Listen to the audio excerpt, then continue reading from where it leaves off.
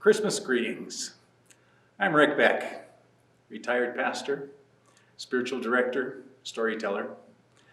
I have with me a storytelling stick that I acquired recently from a spiritual friend of mine who is also a storyteller, who in turn received it from a spiritual friend of hers and who is also a storyteller.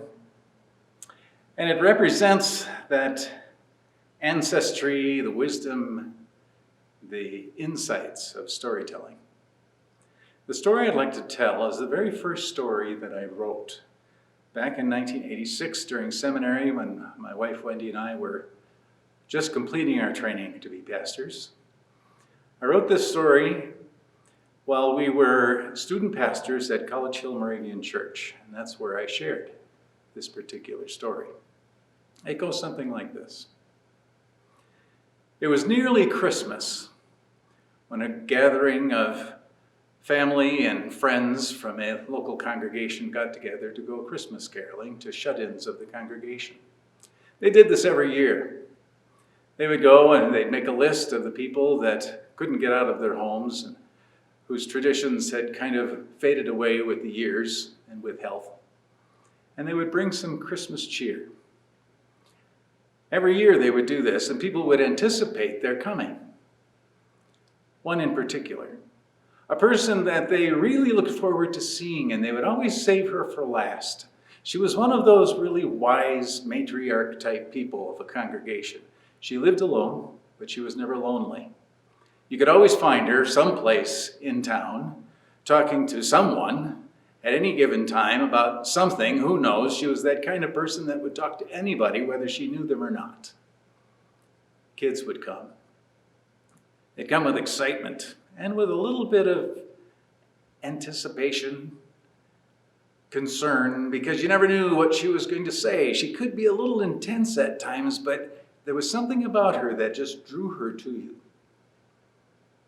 And so they called her Mrs. Smart because they didn't know who she was, but they knew she was very wise. And so every year they would go caroling and they would save her for last because they wanted to spend a little extra time with her at her home. And besides, she always created for them a sugar feast of cookies and goodies. And so they went out and did their singing, and by the end of the evening, they were rather tired, but they were renewed with energy when they got to Mrs. Smart's house and began singing Angels from the Realms of Glory. And she opened the door and she began to sing along. Angels from the realms of glory, wing your flight o'er all the earth.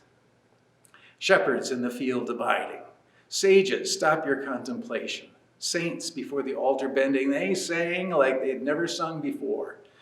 And before they knew it, they were filing into the house to share in a feast of cookies and hot chocolate and wonderful conversation.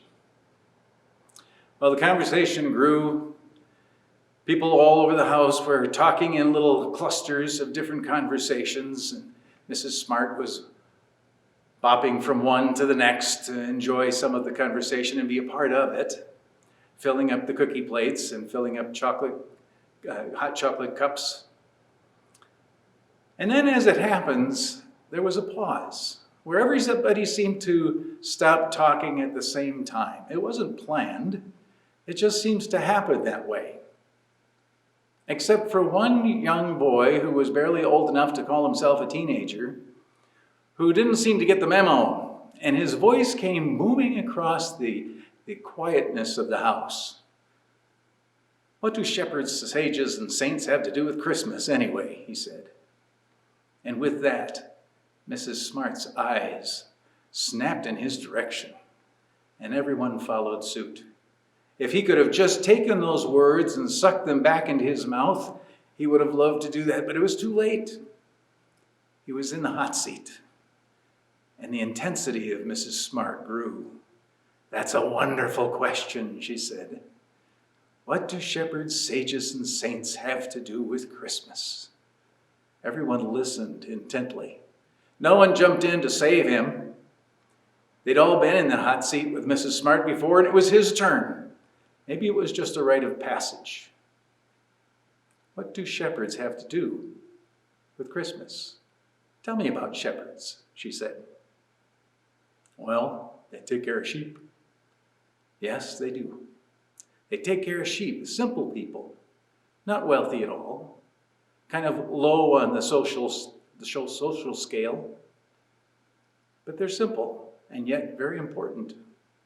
What about sages? Tell me about sages. Well, sages are smart. Yes, they are, she said.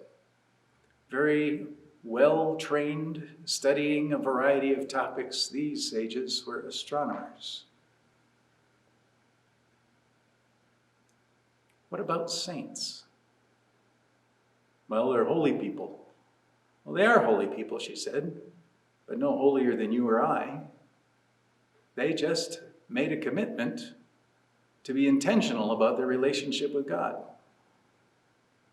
So what might that say about what it means to be a person of Christmas?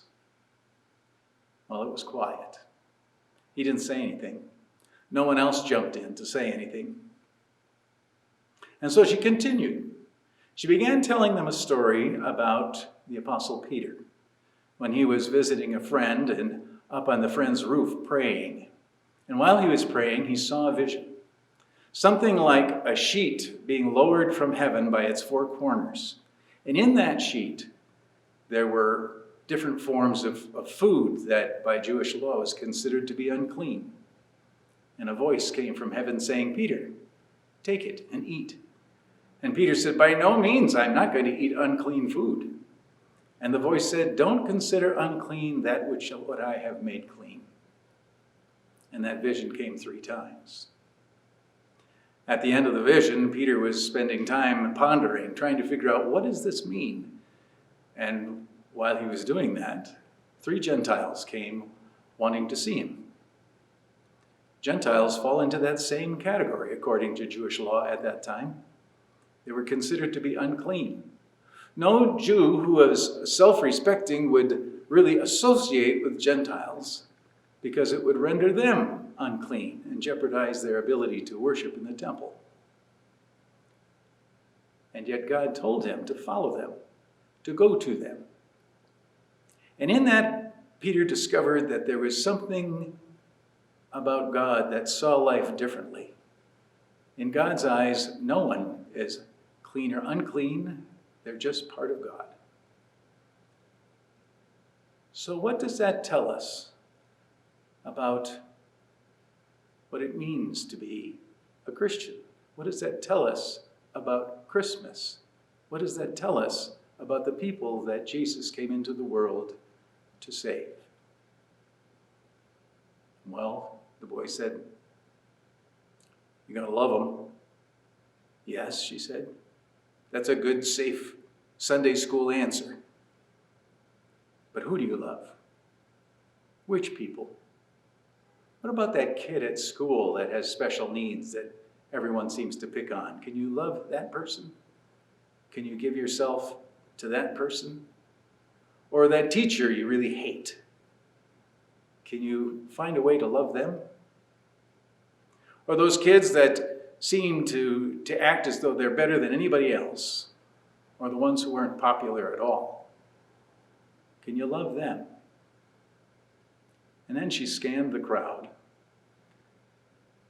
And their eyes all kind of turned away and looked at the floor. And she said, "What about that relative that gets under your skin? Or that neighbor you don't see eye to eye with? Or that person at work that makes your life miserable? What would it mean to love them the way Jesus loves them?" You see, Christmas isn't something that just happens once a year and then we forget about it. Peter didn't just go to those Gentiles and give them a hug and say, "Have a nice day." He went with them. He took part in their life. If we want to know the meaning of Christmas, we have to go to the manger. If we want to know the meaning of Christmas, we have to look at individuals as if they have a star above their head that is drawing us to discover the new life of Jesus in them. That's what sages and shepherds and saints have to do with Christmas, she said. Well, it was quiet. No one tried to add anything because there was nothing else to add. So they sang the hymn again, and they went on their way. But their lives were different now. They'd been transformed. They began to see things differently.